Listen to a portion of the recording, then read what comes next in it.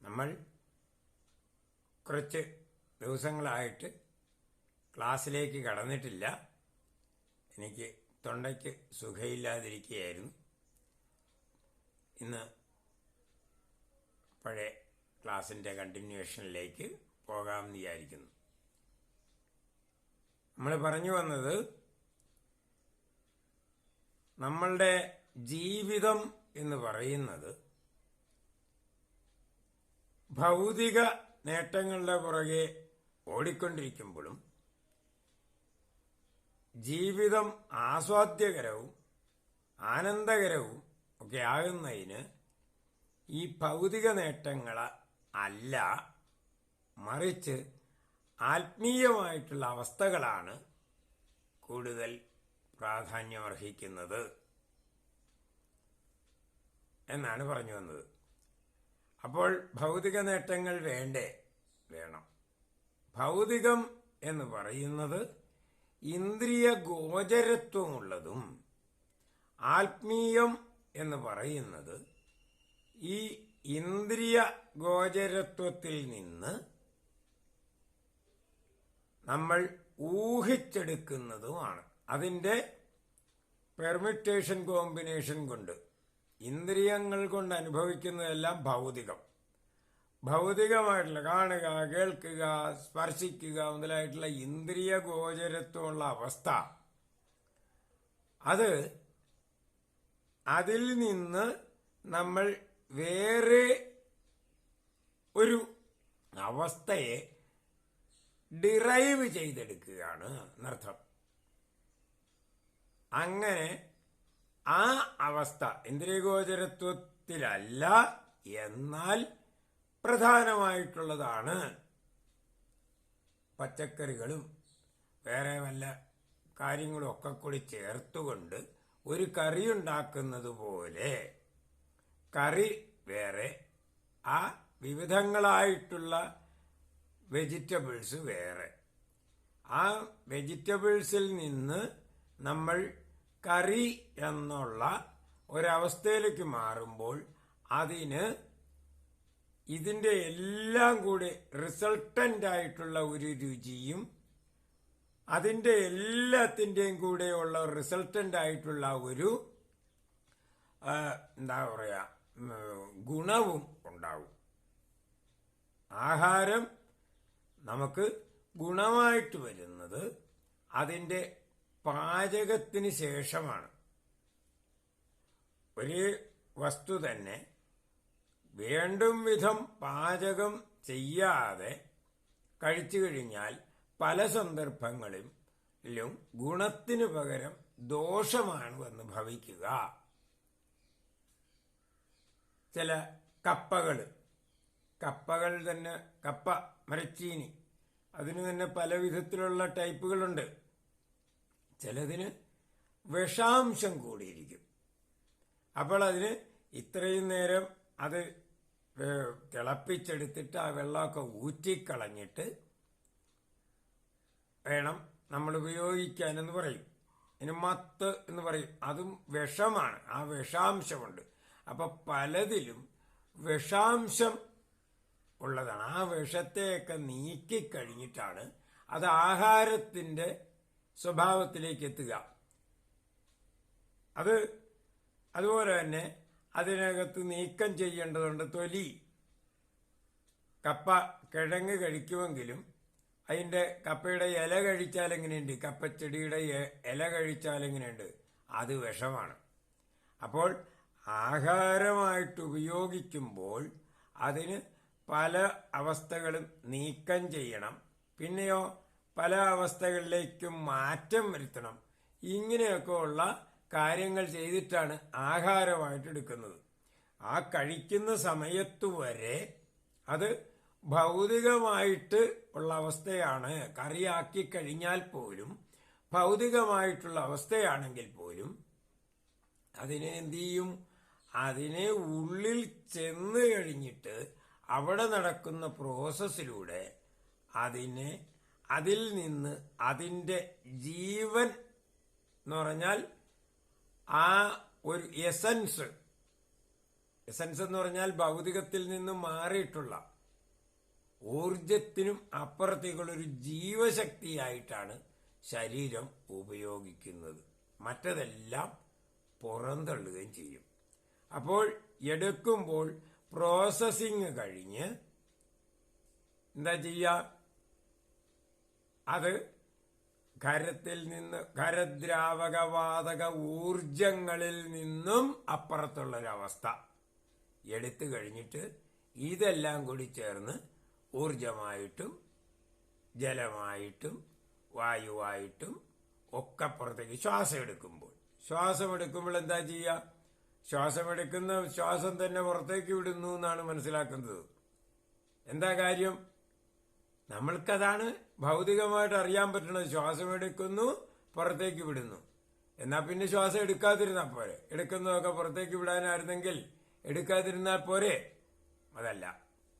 അപ്പോൾ ആ എടുക്കുന്നതിൽ നിന്ന് നമ്മൾ പ്രത്യേകിച്ച് പറയാണ് ഓക്സിജൻ സ്വീകരിച്ചിട്ട് മറ്റതെല്ലാം കൂടി പുറത്തേക്ക് കളയും. ഈ ഓക്സിജനായിട്ടാണോ ഉപയോഗിക്കുന്നത്? അല്ല. ഓക്സിജനിൽ നിന്ന് വീണ്ടും നമ്മൾ എന്ത് ചെയ്യുന്നു? അതിനകത്ത് ആ ഗ്യാഷ്യസ് സ്റ്റേജിൽ നിന്ന് എനർജിയുടെ സ്റ്റേജിലേക്ക് മാറി. ആ എനർജിയുടെ സ്റ്റേജിൽ നിന്ന് ജീവൻ എന്നുള്ള ഒരു അവസ്ഥയിലേക്ക് മാറിക്കഴിഞ്ഞിട്ടാണ് അതിനെ ഉപയോഗപ്രദമാക്കുന്നത്. അപ്പോൾ ഖരദ്രാവക വാതക ഊർജം വരെയുള്ളത് നമുക്ക് അനുഭവിക്കാനും പരീക്ഷിച്ചറിയാനും ഒക്കെ പറ്റുള്ളൂ. പക്ഷേ സ്വീകരിക്കുന്നത് അതിനപ്പുറത്തേക്കാണ്. ഇതാണ് ആത്മീയം ഭൗതികം എന്ന് തിരിച്ചിട്ടുള്ള പ്രധാനമായിട്ടുള്ള ആ തിരിവ്. ആത്മീയം ഭൗതികം. അപ്പൊ ഈ ഭൗതികത്തെ ഖര ദ്രാവക വാതക ഊർജങ്ങളായിട്ട് തിരിച്ചിരിക്കുന്നു. ആത്മീയത്തെ എങ്ങനെയാണ് തിരിച്ചിരിക്കുന്നത്? മനോബുദ്ധി അഹങ്കാര ചിത്തങ്ങളായിട്ട് തിരിച്ചിരിക്കുന്നു. അപ്പോൾ രണ്ട് ഭാഗങ്ങൾ. ഒന്ന് ഇന്ദ്രിയഗോചരത്വമുള്ള അവസ്ഥ. അതിന് തന്നെ ഘടകങ്ങളായിട്ട് തിരിച്ചിരിക്കുന്നത് എത്രയാണ്? ഖരദ്രാവക വാതക ഊർജം. ഇന്ദ്രിയ ഗോചരത്വം ഇല്ലാത്തത് അതെന്താ? അതേതൊക്കെയാണ്? മനസ്സ്, ബുദ്ധി, അഹങ്കാരം, ചിത്തം. ഇത്രയും ഉള്ള അവസ്ഥകളെന്ന് ചോദിച്ചാൽ ഇങ്ങനെ നമ്മൾ തിരിച്ചിരിക്കുകയാണ്. ആദ്യം നമ്മൾ തിരിച്ചപ്പോൾ എന്താണ്? മനസ്സും ശരീരവും എന്ന് പറഞ്ഞുകൊണ്ട് ആ മനസ്സ് എന്ന് പറയുന്നത് മനോബുദ്ധി അഹങ്കാരം എല്ലാം കൂടി ചേർന്ന ഒന്നിന് പറയുന്ന പേരാണ്. എന്നാൽ ഈ മനസ്സിനെ തിരിച്ചു കഴിയുമ്പോൾ അതിനെ ഒരു ഭാഗത്തെയും മനസ്സെന്നാ പറയുന്നത്, മനോബുദ്ധി അഹങ്കാര ചിത്തം. അപ്പോൾ ശരീരം എന്ന് പറയുന്നത് ഖരദ്രാവക വാതക ഊർജങ്ങളുടെ സംഘാതമാണെങ്കിൽ, എന്നാൽ ശരീരം മനസ്സ് എന്ന് പറയുന്ന ആ മനസ്സ് പിരിച്ചു കഴിയുമ്പോൾ മനോബുദ്ധി അഹങ്കാര ചിത്തങ്ങളുടെ കൂട്ടായ്മയായി. അപ്പോൾ ആദ്യം പിരിച്ചത് രണ്ടായിട്ടാണെന്ന് പറഞ്ഞാലും വാസ്തവത്തിൽ രണ്ടായിട്ടല്ല, അത് 4 8 ഭാഗങ്ങളായിട്ടാണ് നമ്മൾ അറിയുന്നത്. അപ്പോൾ കുറച്ചുകൂടി നമ്മൾ വിശദമായിട്ട് തിരിക്കാൻ നമുക്ക് കഴിഞ്ഞാലോ? എത്ര വേണമെങ്കിൽ തിരിക്കാം. മനസ്സിലാണ്ടോ? ഒരടി എന്ന് പറയുന്നത് അല്ലെങ്കിൽ 1 മീറ്റർ എന്ന് പറയുന്നത് നമ്മൾ 100 സെന്റിമീറ്റർ എന്ന് പറയാം, 1000 മില്ലിമീറ്റർ എന്ന് പറയാം, അല്ലെങ്കിൽ ഈ മീറ്റർ എന്ന് പിരിക്കുന്നതിന് മുമ്പ് 1 കിലോമീറ്റർ എന്ന് പറയാം. അതിനെയാണ് 100 മീറ്റർ അല്ല 1000 മീറ്റർ ആയിട്ട് എടുത്തത്. ഇങ്ങനെയൊക്കെ നമ്മളുടെ ആവശ്യത്തിനനുസരിച്ച് ചെറിയ ചെറിയ ഘടകങ്ങളാക്കി കൊണ്ടുവരുന്ന സൂക്ഷ്മങ്ങളായിട്ട് ഇങ്ങനെ കൊണ്ടുവരുമ്പോൾ അതിന് ഒരു തലം കഴിയുമ്പോൾ നമുക്കിത് ഉപയോഗിക്കാൻ പറ്റാത്തത്ര ചെറുതോ വലുതോ ആകും. ചെറുതായാലും ഉപയോഗിക്കാൻ പറ്റില്ല, വലുതായാലും. അതാണ് നമ്മൾക്ക് ഓപ്റ്റിമം എന്നുള്ളത് ഒരു അവസ്ഥയിലേക്ക് എത്തുന്നത്. ഉദാഹരണത്തിന് നമുക്ക് ഈ മുറിക്ക് എത്ര വീതിയുണ്ട് എന്ന് ചോദിച്ചു കഴിഞ്ഞാൽ നമ്മൾ ഒരു 10 അടി അല്ലെങ്കിൽ 12 അടി എന്നൊക്കെ പറയും, അല്ലെങ്കിൽ ഇതിന് 4 മീറ്റർ എന്നൊക്കെ പറയും, 3 മീറ്റർ 4 മീറ്റർ എന്നൊക്കെ പറയും. അപ്പോൾ നമ്മൾ ഇവിടുന്ന് ആലപ്പുഴയ്ക്ക് എത്ര ദൂരമുണ്ടെന്ന് ചോദിച്ചാൽ മീറ്ററിൽ പറഞ്ഞാൽ നമുക്ക് മനസ്സിലാകാതിരും. അപ്പം നമുക്കത് മനസ്സിലാകണമെങ്കിൽ എന്ത് ചെയ്യണം? കിലോമീറ്റർ എന്ന് പറയും. അപ്പം എത്രയാണ്? 20 കിലോമീറ്റർ അല്ലെങ്കിൽ 25 കിലോമീറ്റർ എന്നൊക്കെ പറയും. അപ്പം നമുക്ക് മനസ്സിലായെന്ന് തോന്നും. എന്നാൽ ഒരു കടുകുമണിക്ക് അതിൻ്റെ എത്രയാണ് ഇതിൻ്റെ ഡയമീറ്റർ എന്ന് ചോദിച്ചു കഴിഞ്ഞാൽ അത് ഇത്രയിലൊന്ന് കിലോമീറ്റർ എന്ന് പറഞ്ഞാൽ നമുക്കൊന്നും മനസ്സിലാകില്ല. അതിന് എന്ത് ചെയ്യണം? മില്ലിമീറ്ററിന്റെ ഇത്ര ഭാഗം, ഇത്രയിലൊന്ന് മില്ലിമീറ്റർ എന്ന് പറഞ്ഞാലേ അത് മനസ്സിലാവുകയുള്ളൂ. അതാണ് വ്യത്യാസം. അപ്പൊ സൂര്യനിലേക്കുള്ള ദൂരം കിലോമീറ്റർ അല്ലേ വലുത്? കിലോമീറ്റർ പറഞ്ഞാൽ അത് മനസ്സിലാവില്ല. അതിന് നമ്മൾ എന്താണ്? ലൈറ്റിന്റെ സ്പീഡുമായിട്ടാണ് 8 മിനിറ്റ് സൂര്യനിലേക്കുള്ള ദൂരം 8 മിനിറ്റ്. പണ്ട് ഞാൻ ഭൂട്ടാനിൽ വർക്ക് ചെയ്യുന്ന സമയത്ത് അത് പറയണത് എത്ര ദൂരമുണ്ടെന്ന് ചോദിച്ചാൽ 1 ദിവസം അല്ലെങ്കിൽ 2 ദിവസം എന്നാണ് ദൂരം പറയുന്നത്. ഇതുപോലെ ടൈമിലായിരുന്നു. അത് ഒരു 3 ദിവസത്തെ യാത്രയുണ്ട്. 3 ദിവസത്തെ യാത്രയെന്ന് പറഞ്ഞാൽ അന്ന് അവിടെ ആർക്കും വണ്ടികളില്ല, സൈക്കിൾ പോലും ഇല്ല. അതുകൊണ്ട് 3 ദിവസത്തെ യാത്ര എന്ന് പറയുന്നത് നടപ്പിന്റെ കാര്യമാണ് പറയുന്നത്. ഞാനവിടെ വർക്ക് ചെയ്യുന്ന സമയത്ത് ഞാൻ പറയുമായിരുന്നു, ഒരു 500 കൊല്ലം പുറകിലാണ് ഭൂട്ടാന്റെ ആ സ്ട്രക്ചറൽ ഡെവലപ്മെന്റ് നടന്നിട്ടുള്ളത് എന്ന് പറയും. മനസ്സിലാണ്ട? അപ്പൊ അതുപോലെ പിന്നെ നമ്മൾ ഓരോ സന്ദർഭത്തിലും ഓരോ അളവുകളാണ് എടുക്കേണ്ടത്. അത് ചിലത് ചെറുതിനെ അളക്കാൻ നേരത്ത് വലിയ അളവ് കൊണ്ടെടുത്താൽ അത് കൂടുതൽ വലുതാണ്, ഇത് അളക്കാൻ പറ്റാതെ വരും. വലുതളക്കേണ്ട സമയത്ത് ചെറുത് കൊണ്ടിളന്നാൽ കൃത്യമായിട്ടുണ്ടെന്നുള്ള അനുഭവം വെച്ചുകൊണ്ട് ചെറിയ അളവെടുത്ത് വെച്ച് കഴിഞ്ഞാൽ അതും മനസ്സിലാകാതെ പോകും. അപ്പോൾ ഓപ്റ്റിമം ആയിട്ടുള്ള ആ അളവുകളാണ് എടുക്കേണ്ടത്. അതുപോലെ വരുമ്പോഴാണ് ജീവിതം എന്നുള്ളതിന് ഏതാണ് ഭൗതികം എന്നുള്ളതിൽ നിന്ന് സൂക്ഷ്മമായിട്ട് വന്ന് ആ ഭൗതികാവസ്ഥയും മാറിയിട്ട് അഭൗതികമായിട്ടുള്ള അവസ്ഥയിലേക്ക് കിടക്കുമ്പോൾ ആത്മീയം എന്നുള്ള അളവ് വരും. ആ ആത്മീയമായിട്ട് ഇളക്കുമ്പോഴാണ് നമുക്ക് ജീവിതത്തിന്റെ ആസ്വാദനം. എന്നാൽ ജീവൻ എന്ന് പറഞ്ഞാൽ ഞാൻ എന്ന് നമ്മൾ ഉദ്ദേശിക്കുന്നത് വാസ്തവത്തിൽ ഈ ഭൗതികമായിട്ടുള്ള അവസ്ഥയല്ല.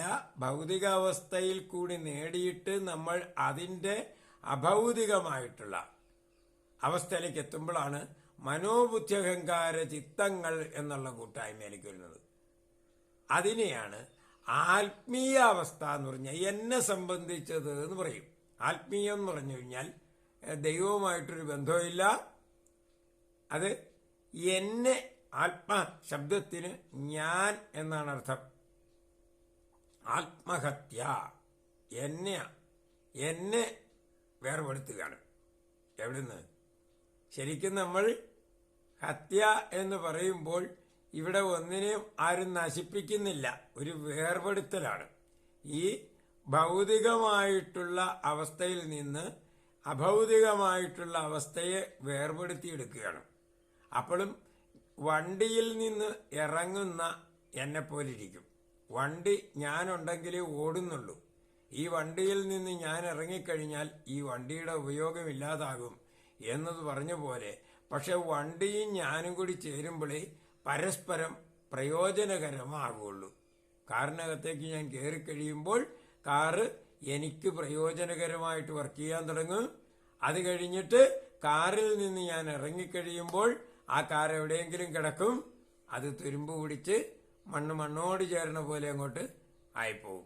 അതുപോലെയാണ് ഈ ശരീരം എന്ന് പറയുന്ന വാഹനം എന്റെ ഉപയോഗത്തിനായി ഞാൻ ഉപയോഗിക്കുമ്പോൾ മാത്രമേ അതിന് പ്രസക്തിയുള്ളൂ. ഈ വാഹനമില്ലാതെ മനോബുദ്ധ്യഹങ്കാര ചിത്തങ്ങൾ, ഈ ശരീരമില്ലാതെ ഞാൻ എന്ന് പറയുമ്പോൾ എനിക്ക് പ്രവർത്തിക്കണമെങ്കിൽ എങ്ങനെ പ്രവർത്തിക്കണമെങ്കിൽ വ്യാവഹാരികമായിട്ട് പ്രവർത്തിക്കണമെങ്കിൽ, ഈ ജീവിച്ചു വന്ന ഈ ഭൗതിക പ്രപഞ്ചത്തിൽ ജീവിക്കണമെങ്കിൽ എന്ത് വേണം? ഇതിന് ഒരു വെഹിക്കിൾ വേണം. ആ വെഹിക്കിളിനും പ്രാധാന്യമുണ്ട്. പക്ഷെ ഈ മനോബുദ്ധി അഹങ്കാര ചിത്തങ്ങൾ ചേർന്ന ആ ആത്മീയമായിട്ടുള്ള എന്നെ സംബന്ധിച്ച കൂട്ടായ്മയായിട്ടുള്ള ആ എനിക്കും പ്രാധാന്യമുണ്ട്. പക്ഷെ ഞാൻ വേറെ, വെഹിക്കിൾ വേറെ. എങ്കിലും എനിക്ക് വെഹിക്കിൾ ഇല്ലാതെ പറ്റുകയില്ല. പക്ഷെ വെഹിക്കിൾ എനിക്ക് മാറാൻ പറ്റും, എന്നെ എനിക്ക് മാറാൻ പറ്റുകയില്ല. ഇതാണ് അതിന്റെ വ്യത്യാസം. ഇന്ന് ഇത്രയും മതി. നന്ദി, നമസ്കാരം. നമഃ ശിവായ, നമഃ ശിവായ.